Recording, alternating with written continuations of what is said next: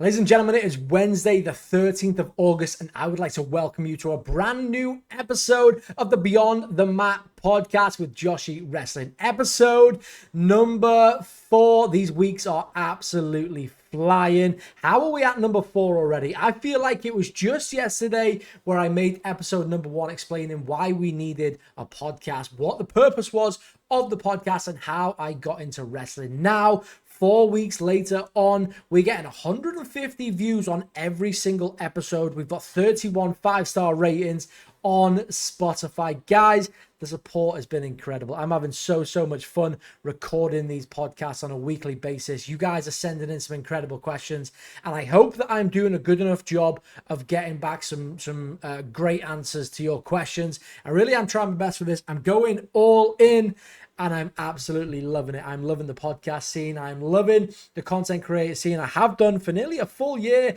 at this point, but the podcast stuff is a different animal. It's a completely different beast. Sitting here for 45 to 50 minutes. I'm absolutely loving it. I hope you are loving it too. If you could, one way to show me that you are loving it is by dropping some support in the comment section down below. And I know I don't even have to say that because you guys have been every single week. I'm getting 20 plus questions. The fact that we're not even be able to answer all of the questions in a 15-minute long video because there are lots and lots of great questions that I want to get round to. Therefore, they are just kind of rolling over to the next podcast episode. But yes, if you are here right now, whether you are on YouTube watching, whether you are listening on one of our platforms for podcasts, whether that be Spotify, Apple Podcasts, Amazon, anywhere like that, leave whatever support you can, whether that be a comment, whether that be a like, whether that be sharing with your friends or leaving a 5-star review. Another way you can support the podcast is by sending in questions. Again, another thing that you guys are already doing, but there might be someone sat there thinking, I might be a bit nervous to send a question. Just send a question. You can do that plenty of ways. You can message me on TikTok, YouTube. You can drop a comment under the videos or under any of the whatever platform you're on, whether that be Apple or Spotify. You can also send me a direct email to contact@joshywrestling.com. That is brand new as well, joshywrestling.com. You can contact me through any of those means. I appreciate it very, very much. Get your questions over, and hopefully they will be answered on next week's episode number 5. I tend to record these the night before, so on the Tuesday, you're currently seeing me record this on Tuesday the 12th for it to go out on Wednesday the 13th. And that's pretty much it. That's the best way to get in contact, reach out to me, whether that's a DM, whether that's in the Discord server, or whether you just want to email me. There are plenty of ways. I will make sure that your question gets read in as much detail as possible as well. That's exactly what this podcast is for. It's all about exploring the longer questions that we're not able to in the lives. And honestly, so far, so good. I just really do from the bottom of my heart. I hope that you are enjoying it. I hope that I'm giving you enough in these podcasts. They are 45, 15-minute long podcasts, so I appreciate you really taking the time and listening to them. I really, really do. Hand on heart. And honestly, the support has been incredible. So thank you so much. I'm going to make sure I say that every video because I am super, super grateful from the community that I've built, the community that has joined me to grow this with me. And it's really not all me. There are some fantastic people in the Discord server. A really, really fantastic community is being built here, and I, for one, I'm super, super fortunate to be a part of it. I am so thankful to every single person who comments on a video, supports me in the lives, watches the long form, watches the short form, sends me messages. It's very, very overwhelming. I'm not going to go on for much longer on this. 4 minutes on how much I appreciate you guys is enough, because I know that you guys are going to be skitting me for it afterwards. I appreciate you all. Thank you so much. I'd like to welcome you to episode number 4 of the Beyond the Mat podcast with Joshhy Wrestling. Lots to get into today. Lots to get into. I am fresh off watching Monday Night Raw, but I don't want to go into too much about Monday Night Raw, but I do want to go into the upcoming Clash in Paris tour that kicks off with Friday Night SmackDown in Dublin on Friday the 22nd. Question number 1, are any of you going to any show on the Clash in Paris tour? let me know. Let me know down below. We're going to roll out some dates right here. So Friday the 22nd of August, we have got Dublin, Ireland, Friday Night SmackDown. We then have back-to-back house shows. Liverpool on Saturday the 23rd in the M&S Arena. We've then got the 24th in Newcastle. We've then got a Monday Night Raw in Birmingham from the BP Pulse Live. We have then got 3 back-to-back house shows, them being in Manchester, Leeds, and Cardiff. Fall down with a Friday Night SmackDown in Lyon, France, to then finally get to the PLE, the one that it is all about in the build-up. That is Clash in Paris from the Paris La Défense Arena. I definitely messed that up. I'm so sorry. If I have any French viewers, I'm so sorry if I've botched that. And then we have Monday Night Raw in the exact same arena the night after. Let me tell you, I am very, very excited for the tour for 2 reasons. Reason number 1 is we are going to be getting, as UK fans, much earlier Monday Night Raws and Friday Night SmackDowns. That means we are going to have 3. Well, we've got 2 SmackDowns. We've got 1 Monday Night Raw, all kicking off at a good, nice time for us here in the UK. And that's what it's all about. That's what it's all about. We love the earlier show times. We know that the Monday Night Raw and the Clash is also going to be at an earlier time as well. Reason number 2 why I'm excited, I'm actually going to be attending 3 shows this time round on this tour. So I'm going to be heading to WWE Liverpool on the 23rd of August in the M&S Arena. Very, very excited for that. I'm going to be taking the whole family. We as a family collectively are excited. I get to a lot of wrestling shows, but they don't. And I know that they are very, very excited. It's going to be really cool to take my brother to watch it, my dad, my stepmom. It's going to be cool. My girlfriend as well.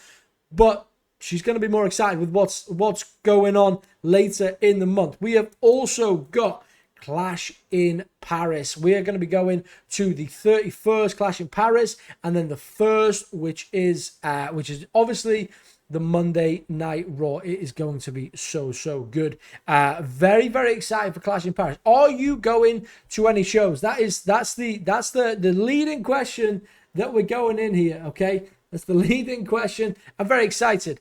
I'm very, very excited. So this will be the 3rd Clash show that we have got. We have had Scotland, we have had Cardiff, and now we have got in Paris as well. Very, very excited. So far, we've got 3 matches. Well, kind of 3 matches, kind of 2.5 matches announced for that card. We have got John Cena versus Logan Paul. Now, a lot of people are upset that Brock Lesnar has not been announced for Paris. And respectfully, I don't think that they are going to... This is going to be a great card. I keep saying this. I do keep saying this. But I don't think they're going to take Brock Lesnar to Paris. And that is because AEW All Out, unfortunately, falls in September. And it's looking like they're going to have Brock Lesnar versus John Cena at potentially Bad Blood on that September date, the same time as AEW, the exact same. They are going to ridiculously, once again, counter-program AEW with a Brock Lesnar and John Cena match. I don't know. I don't know what we are doing here, WWE. We talked about this 2 episodes ago when we were talking about AEW and WWE absolutely stacking the lineup in their favor on the same night, which was absolutely crazy. But we're here again. We're here again. John Cena, Brock Lesnar probably is going to be done on the same night that AEW All Out is. And honestly, it really does suck. It really, really does suck. Nevertheless, Logan Paul versus John Cena at Clash in Paris. You know what? Logan Paul is a fantastic athlete. Doesn't matter what you think of him as a person. He's a fantastic athlete, and he is taken to the wrestling world very, very well. He is probably a future world champion. John Cena versus Logan Paul, Clash in Paris. We've got John Cena now for, I believe it's, I can't remember the dates off my head. Is it 11? 11 dates, 3 more pay-per-views potentially. I really don't mind Logan Paul being a part of it. There's not going to be a huge build for the match. We're talking 2 weeks at this point as of the recording of this episode of the podcast. Nevertheless, if John Cena, the same John Cena that turned up against Cody Rhodes at SummerSlam last weekend, And then Logan Paul just turned. It's going to be a great match. It'll be a fun match. And look, Cena is having some fun as a face as he goes out.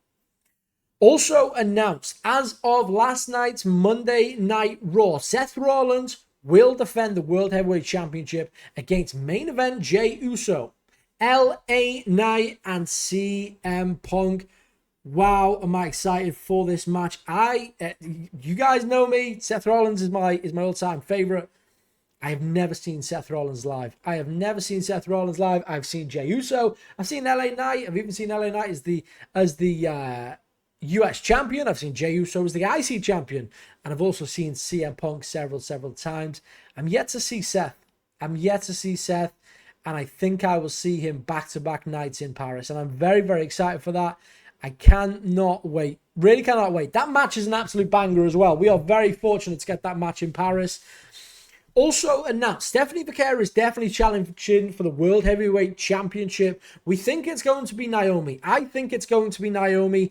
But Naomi was meant to wrestle last night on Monday Night Raw. She did not. She was not medically cleared to wrestle. She was meant to face Io Sky for the World Heavyweight title. We saw Io Sky. Io Sky lost to Roxanne Perez. And then she had a moment afterwards with Rhea Ripley. And they're both like, yeah, okay, now we both deserve a world title shot. So I'm not exactly sure what is happening there. Is that going to become a multi-person match?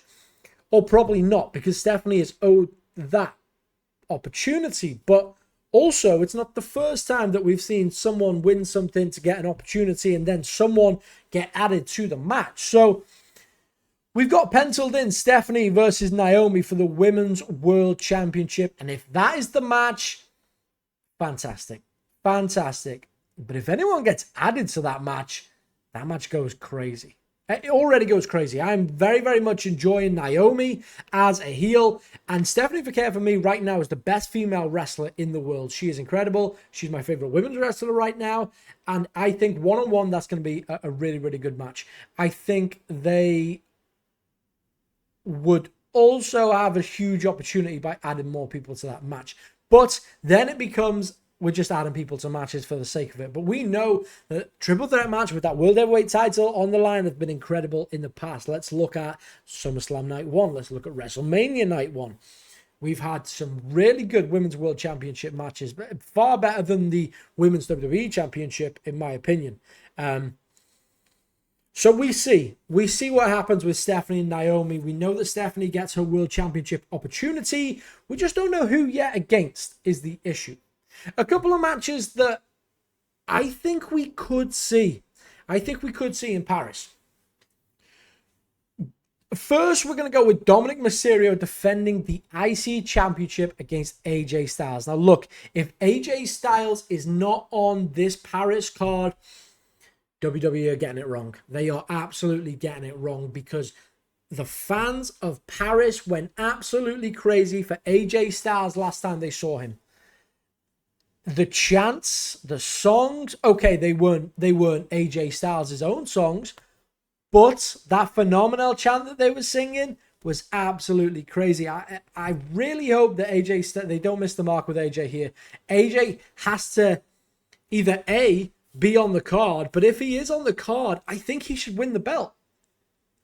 I can make a serious case for AJ Styles winning that IC title before he gets off. We know that he's probably coming up to his final WrestleMania. We know that whilst he's still incredible, he doesn't think there's too many more miles left in the tank.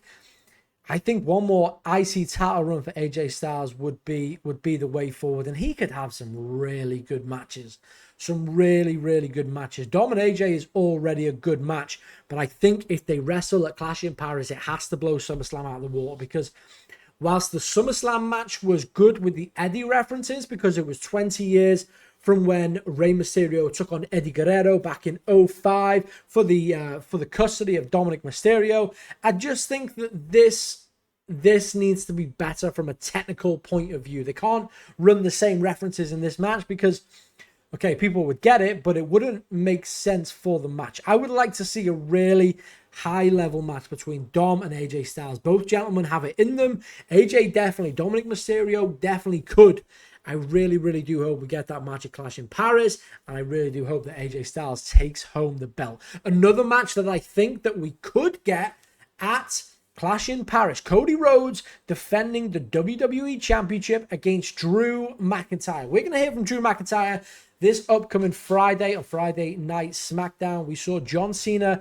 and Cody Rhodes team up to take on Drew McIntyre and Logan Paul this past week on Friday Night SmackDown. And we also saw Cody Rhodes get claymored through the bottom of the table by Drew McIntyre. That was nasty. That was a horrible watch. That looked as legit as they come. It was a stiff kick right through it. It absolutely tore the bottom of the table into pieces. I'm not even sure how that table stayed standing, if I'm honest. But that match is building. That makes sense right now. That also feels like the only person who should have the opportunity at the WWE title. And I would also maybe even put it on Drew, to be honest. I'm a sole believer that Drew McIntyre is World Heavyweight Championship ready, WWE Championship ready, World Championship ready. You know what I mean?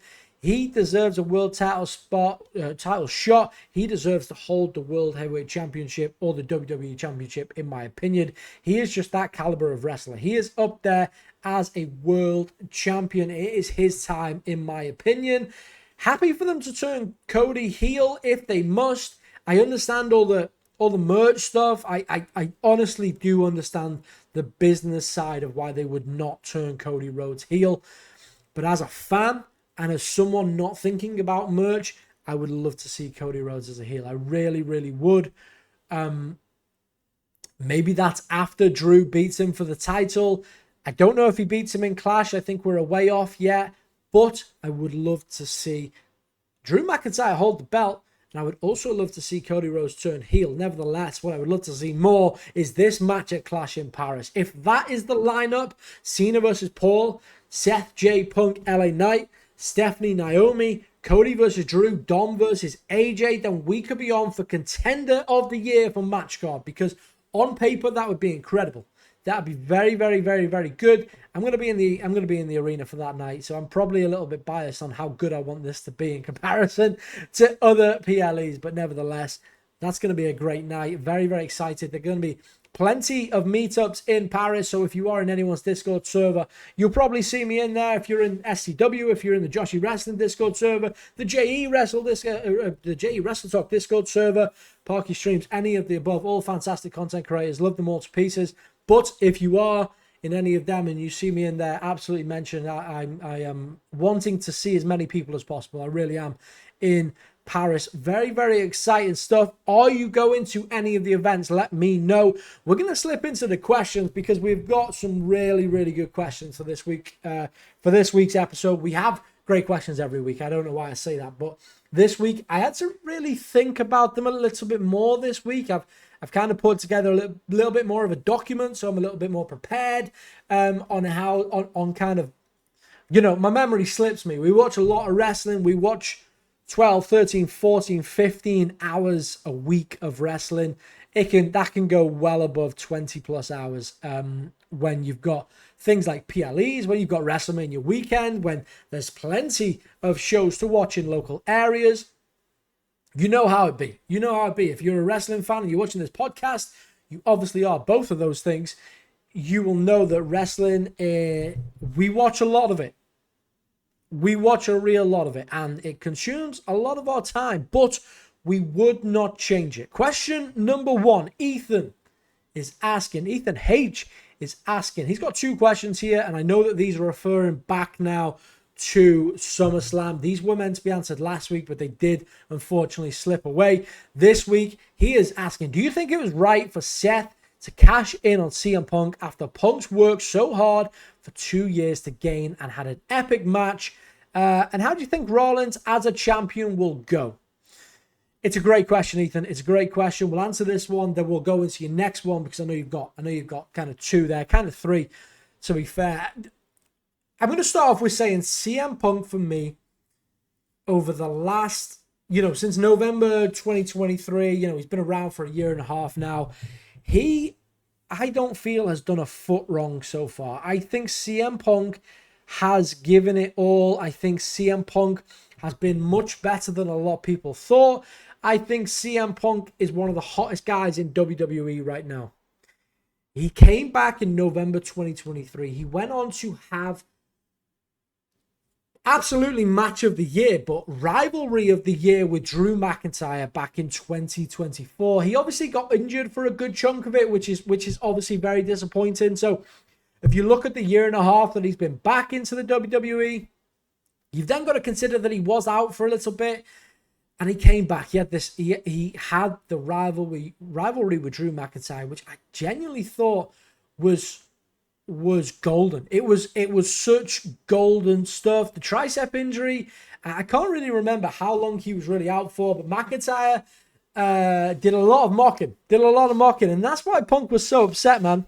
Punk costing McIntyre the title at Clash, getting involved in Money in the Bank, triple threat, trilogy matches. They had 3 matches, 3 superb matches, which eventually ended at Bad Blood in a Hell in a Cell match, ending that feud. Incredible. So good.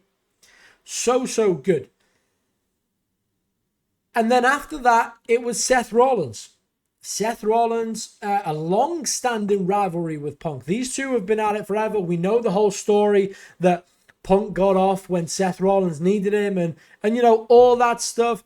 They had some really good promos. I guess if we look at this now, this story that kicked off all the way back then is still going on right now. Seth Rollins and CM Punk fought on January the 6th, Monday Night Raw, Netflix debut. CM Punk picked up the win. They fought at WrestleMania. Seth Rollins picked up the win with Paul Heyman, costing both Roman and CM Punk. You cannot push aside how good Punk has been. So when it came to Seth Rollins cashing in, I was pretty torn. Whilst being this huge Seth Rollins fan, I'm also a CM Punk fan. And therefore, seeing Punk win the belt after such a grueling, hard-hitting, 5-star match against one of the best technical wrestlers in the world right now in Gunther, he's holding the belt high, and Seth Rollins' music hits. And my initial reaction was like, oh my God, Seth is coming. And then the camera panned onto Punk's face, and my heart sank a little bit for Punk. Seth Rollins comes out, he turns around, then he drops the sticks, the crutches. I can't even lie, I forgot all about Punk after that. I was like, come on, Seth, this is it. Height of the century one more time. I can't lie, I did forget about Punk briefly. So I feel bad. I did feel bad for CM Punk. I can't lie to you. I cannot lie to you. I did feel bad for CM Punk. Let's double check that I answered the question. He did work hard. He has worked hard, but I believe his opportunity is to come. I think, and we're going to go into it a little bit later, I think there are more world title. I think he's going to pick up another world title before he gets off. Absolutely. There's no way that 5 minutes and 36 seconds was his end on the money on that world title. He will get it back. He will absolutely get it back. But it is hard to knock CM Punk for what he has given to the WWE since he's been back. So it is hard for me as a Punk fan in that moment to be like to not feel bad, you know, because I definitely did. He's given everything to the WWE since he's been back. He's engaged in 2 significant rivalries. He also fought John Cena quite recently as well. You know, it's hard to deny that man is ready for the world title once again. We've got to look at Seth, though, man. And what he did was nothing short. It's not anything we've seen before. Nobody has worked an injury in the way he has. He's online on social media. He's showing that he's on crutches whilst he's running down the road with his daughter. It all just looked so real.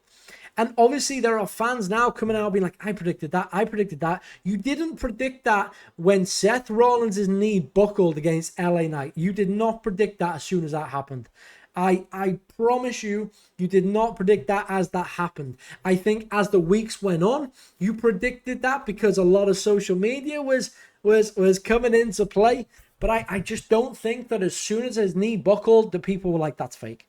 Because it didn't look fake. We know that Seth Rollins has had knee injuries in the past. And therefore, why would we think that's fake as it happens, you know? He didn't make it look fake. He looked like he called the end of the match and just told LA Knight to hit him with the BFT, and that's it. It was done.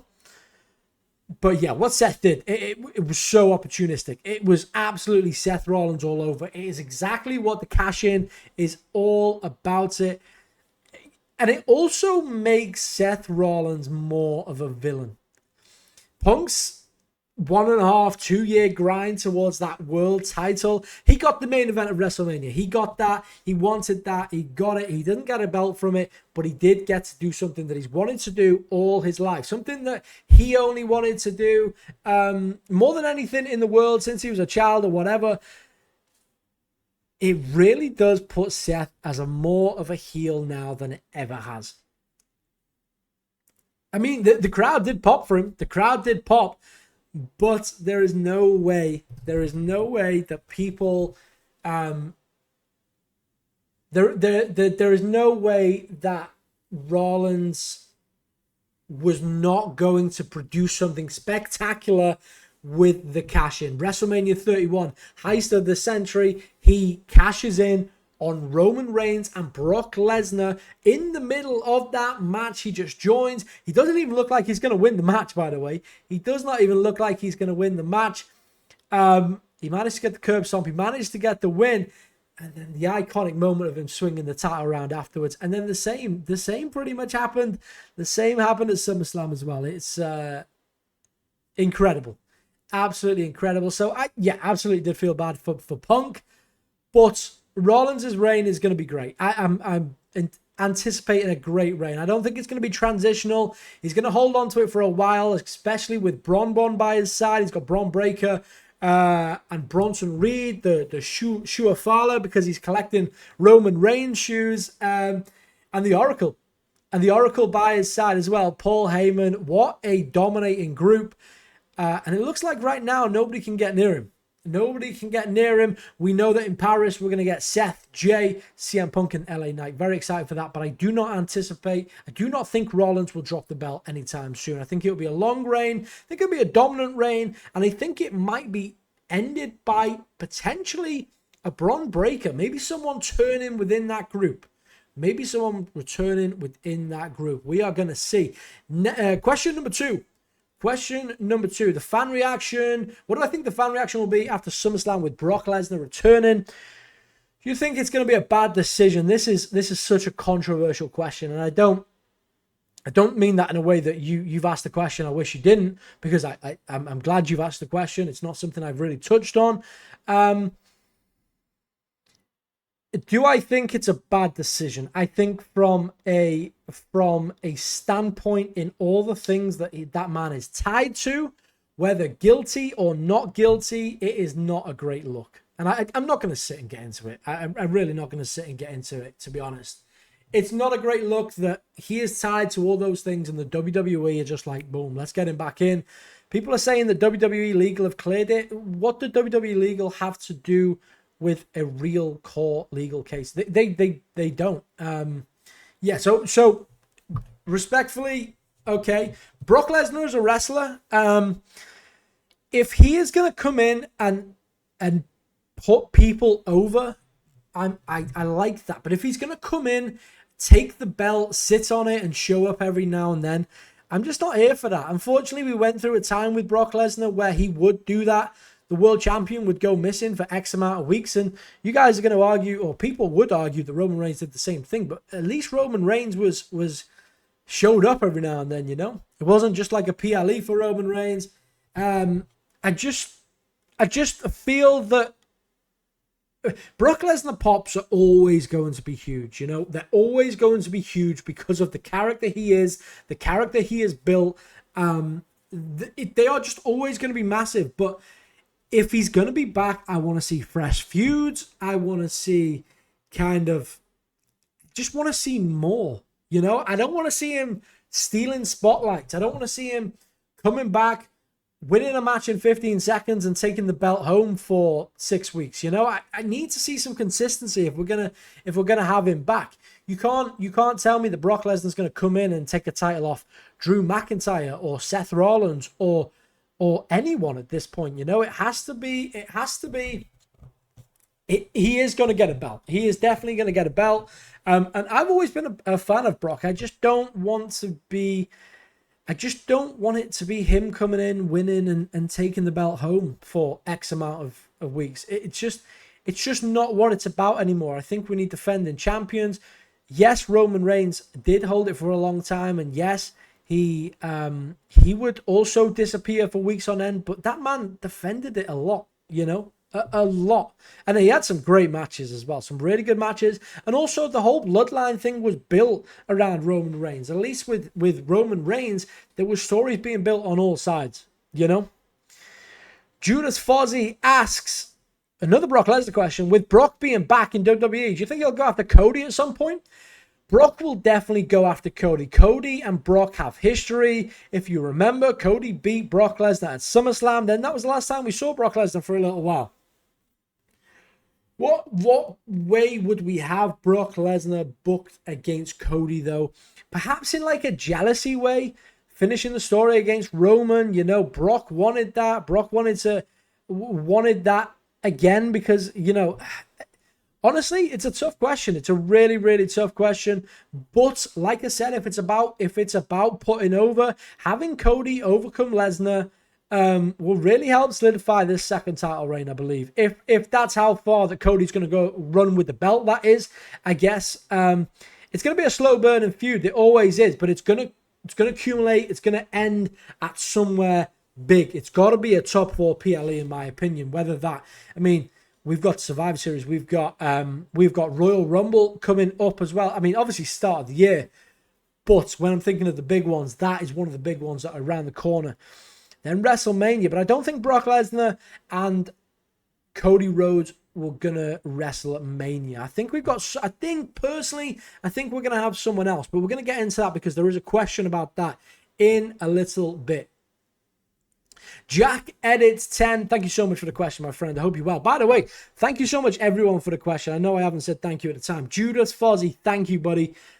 Ethan, thank you so much. I really do appreciate the questions. They are always fantastic questions. Very, very good. Thank you so much. Jack Edits 10 asks, we've got a few questions from Jack, actually. He is asking, what is a favorite match that you would recommend AEW or WWE? So I feel like I've answered this question a few times, but I understand that it's going to be a question that will get asked repetitively, and I am okay with that. So what I'm going to do is provide a different few matches every time, I think, in order to make sure that that question lives on, because I understand that it's quite a common question for wrestling fans to ask each other. So I'm gonna answer it in a different way that I answered last time. I'm gonna talk a bit of AEW, and I'm going to talk a bit of WWE. I'd like to incorporate a lot more AEW on the channel as well. I do watch a lot of AEW. I watch every single weekly show. I watch every single PLE. And I would love to do a lot more AEW. Unfortunately, the content views hasn't always been there for it. But if we do it within the podcast, then it's fantastic. It's fantastic. It works really well. We're going to start off with AEW. Kenny Omega versus Will Ospreay. When you ask me about a favorite match that I would recommend, and we're talking about AEW, we're talking about Forbidden Door 2023. Kenny Omega versus Will Ospreay is 6, 7, 8 stars. It is phenomenal. It is revolutionary. It is two fantastic wrestlers at their best in their primes. This is a match that I go back and watch regularly. I believe it was in Canada. The crowd was absolutely on fire. It was hot. It was brilliant. It was absolutely brilliant.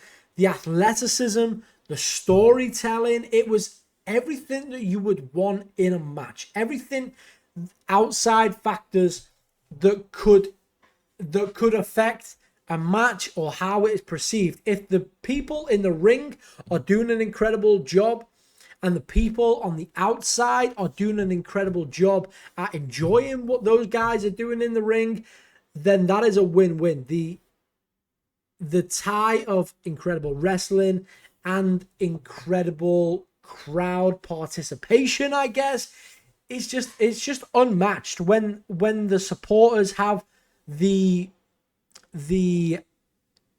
not interest, but obviously they're interested, but when they are feeling the emotions of the match, they're getting different emotions for different moments, depending on if they're a Will Ospreay fan or whether they're a Kenny Omega fan. I was always both, and having them two go at it was tough to watch. But I think when you've got two favorites going at it, you take a step back and you don't have a favorite, but instead you just appreciate. And that is what that match is all about. Appreciation. Another match that I appreciate a lot, WrestleMania 25. Shawn Michaels versus The Undertaker. They fought at WrestleMania 26 as well. 24, 26? I can't think off the top of my head, but a very good match. But this one right here topped it off. The storytelling in this match, it's considered one of the greatest WrestleMania matches of all time. It could be my favorite WrestleMania match of all time, and that changes a lot, you know. It was just a masterfully built match. The choreography was incredible. The personas, it was a match that I believe every single wrestling fan should watch at least once. From the drama, the execution, you had Shawn Michaels coming out in the light, you had The Undertaker coming out in the dark. They were storytelling right from the start of that match, and it all adds up. It really does add up. The fans were hot, the exact same way as I said with Will Ospreay and Kenny Omega. 72,000 fans in attendance. They were invested, and that is what you want in a wrestling crowd. If you have got a crowd that aren't invested in the match, you have to give them a reason to be invested in the match. And Shawn Michaels and The Undertaker at WrestleMania 25 just did that. It was Undertaker flying over ropes with a super risky dive, by the way, but who cares? It's The Undertaker. He nearly fell on his head. Shawn Michaels had an incredible moonsault. The tombstone was just a beautiful finish. It was everything and more, and I would consider it the greatest WrestleMania match of all time. But if you ask me the same question next week, I'm going to say, yeah, was that really? I'll probably give you another answer. I'll probably give you a completely different answer. Another question asked by our good friend Jack is, who is one superstar that you wish stayed with the WWE? This is really tough because every time that I see the list of people that have been released recently, I think, wow, I wish they were still in WWE. If I'm thinking of someone older, someone who has been gone from WWE for quite a while, it would probably be Edge. You know, Edge did everything in the WWE. He went out his way. He had a final match on SmackDown, and he called it quits there, only to return back in AEW a few months later. Growing up watching Edge, having Edge as one of my favorite superstars, it was tough to see him retire, and then it was tough to see him in a different wrestling organization under the name Cope. Now, I appreciate it. I understand it, of course. I understand the business behind it and why he's now called Cope. But to me, that is just not the rated R superstar Edge that we know, you know? And him bringing back a lot of childhood memories belongs in the WWE. He is absolutely someone that I wish that they would bring back. Probably not to this point, but Cena and Edge would have been incredible for one of his final matches, one of Cena's final matches. Another person that I think of quite a bit is Cesaro. I was a huge fan of Cesaro. I was fortunate to see him live at NXT TakeOver Cardiff back in 2019 against Ilya Dragunov. That was wow, what a match that was. Go and watch that back. You definitely should. But yeah, I love Cesaro, but he was just someone that they wouldn't pull the trigger on, unfortunately. He could have been a world champion, multiple-time world champion on Raw and SmackDown. He's a hard hitter. He is powerful. He is strong. He is very much a Gunther style. I really think they dropped the ball with Cesaro, and unfortunately, that's what led to his release. He's now doing great things as Claudio Castelloni back over in AEW with the Death Riders. So, I'm super happy that he is going on to doing better things, to be fair. But yeah, that is someone that I just wish would have stayed with WWE. Unfortunately didn't, but now he is going on to better things. So happy for him, definitely happy for him. Keith Anthony, my good friend Keith, is asking, and I really love this question. Machine Panda also asked this question, by the way, so it's good. I wanted to make sure that I got that in. So this was actually asked by two people. And they said, build us your perfect wrestler. And we're going to go through what they've said. Basically, they've said strength, aura, in-ring skill, wrestling IQ, and finisher. Let's get into it. I'd probably kick off with strength. I would go with Brock Lesnar. The man is super strong, freakish power. He can throw anyone any amount of he makes big guys look like cruiserweights, and that is the strength that I need to build my wrestler. If we're going to talk aura, we are going to go The Rock. I think we're going to go The Rock. Unmatched charisma. Absolute unmatched charisma. He can crowd control perfectly. Big time entrance. That man has aura. If you saw his WrestleMania 40 entrance in the tag match, aura. Absolute aura. We're going to choose The Rock. So we got strength, Brock Lesnar. We got aura, The Rock. In-ring skill. We're going to go for a mixture of AJ Styles and Seth Rollins. AJ's technical precision, but also combined with Seth Rollins' creativity and ability to adapt to any opponent. Seth Rollins, AJ Styles to me is one of the best technical wrestlers in the world. Seth Rollins to me can make any wrestler look good. He can take anyone. He could take Tozawa and have a 5-star match with him. He is able to adapt. He is able to control a match. He is able to really hone in on the technical aspects of pro wrestling. He is incredible. Combine that with AJ Styles, another one of my favorites. Like I said, one of the best technical wrestlers in the world. Incredible precision, incredible timing. He's super athletic. That just sounds perfect to me. Strength, Lesnar. Aura, The Rock. In-ring skill, Seth Rollins, AJ Styles. And then we're going to go on to wrestling IQ.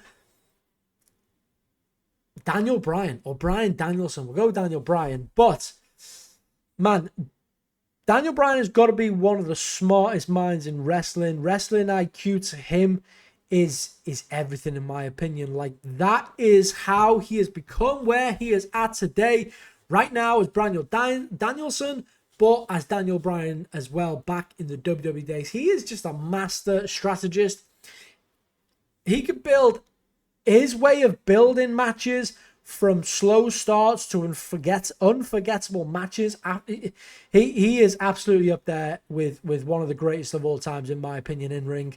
If it wasn't Daniel Bryan, I would probably go with someone like William Regal, someone who just knows the sport, someone who knows the matches, someone who knows timing, and someone who knows how to control a match.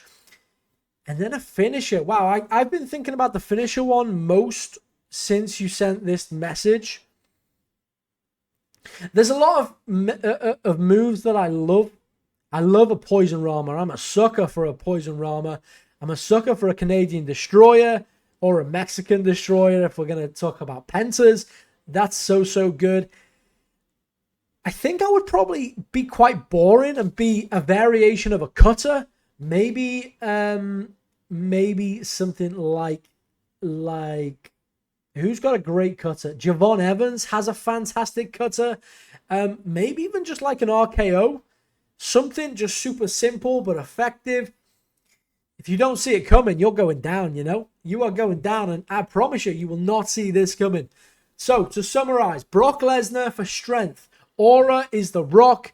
In-ring skill, a mixture of AJ Styles and Seth Rollins. Wrestling IQ, Bryan Danielson. And the finisher, would be a variation of a cutter. That's what it would be. That would be my my perfect build of a wrestler. That's a great question, guys. Keith and Machine Panda, that is a great question. Thank you so much. Thank you. Jack Burns is in the house as well. Thank you for the questions, my friend. You are asking, what is my top 5 underrated wrestling theme songs? There's not really a lot to go into with this. I'm just going to tell you straight up what they are. Christian's Just Close Your Eyes. I absolutely love that song. That is on the playlist. Shelton Benjamin, Ain't No Stopping Me. I love that song. Batista, I Walk Alone by Saliva. Great song. Sami Zayn, Pre-Bloodline, and I can't remember the song exactly, but I love that song. And also, as a number 5, I would probably go Bron Breakker's. I'm not even sure if it's current because he just comes out with Seth these days, but the Screamo one, I absolutely love that one. I don't know the name of it, but it's that's a banger. That is a banger. So they would be my 5. It would be Christian, it would be Shelton Benjamin, Batista, which I think is severely underrated, Sami Zayn pre-Bloodline, and also Bron Breakker pre-Seth, I guess. We've got a few more questions. I do appreciate we're on 45 minutes to this point. I want to try and get through a couple more. Make sure I get a few more. Machine Panda is asking favorite finisher if there was one. I probably pretty much already kind of touched on it a little bit. It's always some variation of the cutter. I really, really do love the cutter. Machine Panda following up with, what would be my ideal WrestleMania 42 Night 1 and Night 2 main events? Night 1, I guess they don't really matter which one it is, but I think the order I'm going to tell you them in would be better suited for Night 1 or Night 2. Night 1, I would go with Cody Rhodes versus CM Punk for the undisputed WWE Championship. This match has been building. This match is something that we are really absolutely going to see. These boys have history all the way back to AEW. They've got great chemistry. We've seen them have matches before in AEW. Punk eliminating Rhodes from the Rumble. This match is absolutely coming. You know, I think Punk would need to be the heel for this, but I don't know if they're going to turn Punk heel. But I also don't know if they're going to turn Cody heel, but we're going to need a heel for this match. So who would you prefer to go heel? So match number 1, I think WrestleMania Night 1 is Cody Rhodes versus CM Punk for the undisputed WWE title. Match number 2, and I think this is coming. I think this is going to happen at WrestleMania. I think it'll be Roman Reigns versus Seth Rollins for the World Heavyweight Championship. This would, I'm using the word culminate. This would end a super long-standing history between Seth Rollins and Roman Reigns. We know the history. We don't have to go into the history too much. The breakup of the Shield, all the stuff to WrestleMania. They've been feuding a lot. WrestleMania 2, their years of hostility could absolutely come to an end with a match for the World Heavyweight Championship. And that world title could really add something to Roman Reigns. He is not notoriously famous for the World Heavyweight Championship. He is famous for the WWE Championship more so. This is the longest standing beef in wrestling right now, and it just makes sense to me that Roman Reigns will meet Seth Rollins in a WrestleMania pay-per-view, one-on-one. We know we had CM Punk versus Seth Rollins versus Roman Reigns, but CM Punk didn't really have he was only added to that match because he wanted to main event Mania. Was he necessary in that match? Absolutely not. We could have had Roman Reigns versus Seth Rollins. But if we do it at WrestleMania 42, we can have a World Heavyweight Championship on the line, and we can see something different. We can see something different on the line, and I think that's the match to make. I think that is the match to make for WrestleMania 42. I really do. We're going to finish off with this. And that is a question very, very lately added by the beautiful girlfriend. And she is asking, What is one wrestling moment that you would relive? I know what she's thinking. She's thinking she wants me to say when we went to the wrestling together. By the way, we have been to WWE Liverpool, WWE Manchester. We went to Monday Night Raw in Glasgow, and they are absolutely moments I would relive with her absolutely every single time. But if I'm going to think back to my entire wrestling life, in person, it would be actually, and I referenced it earlier on in the podcast, it would be NXT TakeOver Cardiff back on the 31st of August 2019. That was the best live wrestling I've ever seen in my life. It was Tyler Bate versus Gunther, then known as Walter, the WWE UK NXT title. It was like 6 stars, man. It was the best match I've maybe even ever seen. It was head to toe. The card was so good. It really was a moment that I would love to relive. It was a moment I would love to go back to and watch live once again for the first time. That's not going to be a very popular answer. There aren't going to be many people in the world that say they would like to go back to an NXT UK takeover. But that is one moment that I would absolutely relive. And it's one that I've been thinking about recently because I'd quite like to go back and watch the card again. But that main event was sensational. Cesaro was there as well, taking on Ilya Dragunov. We had the fantastic tag team match. Yes, it was a fantastic event.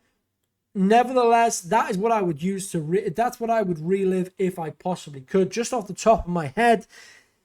And that does actually end the podcast. We have had some fantastic questions. I really do appreciate it. You have all absolutely come through once again this week. If you are still here, give yourself a pat on the back because that is 52 minutes and that is the longest podcast episode we have done. Guys, thank you so much. Wherever you are watching, make sure you leave a 5-star. Make sure you leave a thumbs up. Make sure you leave a question for next week's episode. Episode number 5. The Beyond the Mat podcast. I've been your host, Joshhy Wrestling, for episode number 4 of the podcast. I appreciate you all so much. Have a fantastic rest of your week, and I will see you on an upcoming live very soon.